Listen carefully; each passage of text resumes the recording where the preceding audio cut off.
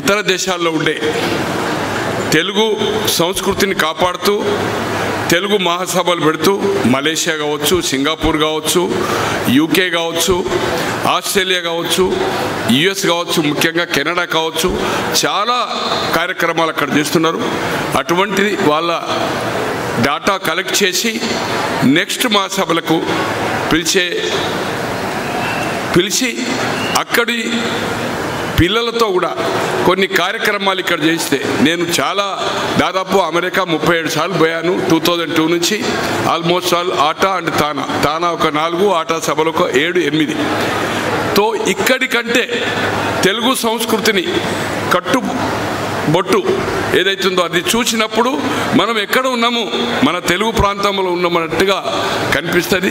వాళ్ళని పిలిపించే ప్రయత్నం చేయాలని ఈరోజు ముఖ్య అతిథిగా వచ్చిన వెంకయ్య నాయుడు గారు మరియు లక్ష్మీప్రసాద్ గారు యార్లగడ్డ, వేదికను అలంకరించిన పెద్దలందరికీ, ఈ యొక్క తెలుగు సంస్కృతిని నాకు తెలిసినంత వరకు వారు విద్యార్థి సంఘ నాయకుడిగా ఉండి వెంకయ్య నాయుడు గారు, మేము అక్కడ తెలంగాణ ఉద్యమం రెండోసారి చేస్తున్నాము. 69 నుంచి 71 తెలంగాణ ఉద్యమం, తర్వాత 72, 73 ఉద్యమ కాలంలో వారు ఏబీపీవి నాయకుడిగా ఉండి విద్యార్థి సంఘ ఆంధ్రసేన లీడర్గా ఏదైతుందో ఆంధ్ర కావాలని ఏదైతుందో ఉద్యమం చేసిన దాంట్లో వారు, మాదాల జానకిరామ్ గారు, అగస్టియన్ గారు, నాకు తెలిసినంత వరకు అప్పుడు తెలంగాణకు ముల్కీ నిబంధనలు చెల్లుతాయని సుప్రీంకోర్టు రూలింగ్ వచ్చిన తర్వాత 1956 తర్వాత మేము ఆంధ్రప్రదేశ్గా హైదరాబాదులో మాకు ఉద్యోగాలు లేనప్పుడు మేము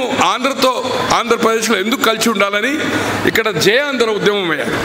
మళ్ళీ అక్కడ మేము జై తెలంగాణ, చెన్నారెడ్డి గారు నిరుద్యోగం ఉండి చెప్పాలంటే వారు మళ్ళీ ఏదైతుందో ఒక కాంగ్రెస్ ఫోరం అని స్థాపించి వారు చేశారు. సత్యనారాయణ రెడ్డి గారు కానీ సోషలిస్ట్ లీడరు, జనతా పార్టీ నుంచి ఒకసారి, తర్వాత తెలుగుదేశం నుంచి ఒకసారి రాజ్యసభ 12 సంవత్సరాలు, తర్వాత గవర్నర్గా ఉన్నారు.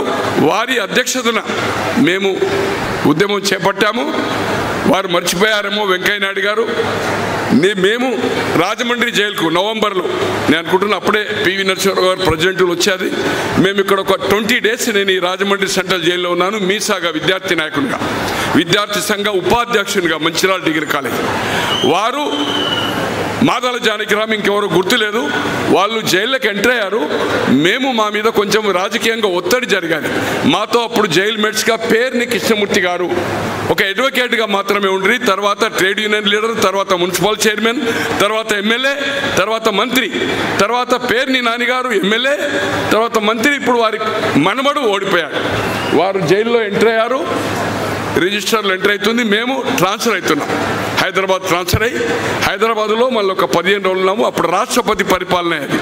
జయాంధ్ర మద్దతుగా విద్యార్థి సంఘ నాయకునికి ఏదైతుందో ఆనాటి నుంచి ఇప్పుడు భారతీయ జనతా పార్టీ 80లో అప్పుడు జనసంఘం దీపం గుర్తు.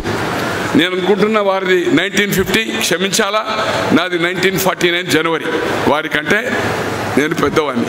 ఆ ఉద్యమంలో తర్వాత వారిని రాజకీయంగా 78లో మొదటిసారిగా జనతా పార్టీ, 83లో తెలుగుదేశంకు వ్యతిరేకంగా గెలిచిన వ్యక్తి. తెలుగు సంస్కృతిని, తెలుగు కట్టుబాటుని ప్రపంచమంతా ఉపరాష్ట్రపతిగా, కేంద్ర మంత్రిగా, నేను అనుకుంటున్న పార్లమెంట్ మెంబర్గా, రాజ్యసభగా ఉండి ఇతర దేశాల్లో కమిటీలు పోయి ఇదే సంస్కృతిని కాపాడి తెలుగు కట్టుబాటును ఏదైతుందో ప్రజలకు చాటి చెప్పిన వ్యక్తి. ఈరోజు ఈ యొక్క సమావేశానికి నన్ను పిలిచి చైతన్యరాజు గారు నాకు మిత్రుడిగా ఉండి, వారు పిల్లలు కూడా ఏదైతుందో నేను వారు ఎమ్మెల్సీగా ఉన్నప్పుడు పరిచయం అయ్యాను.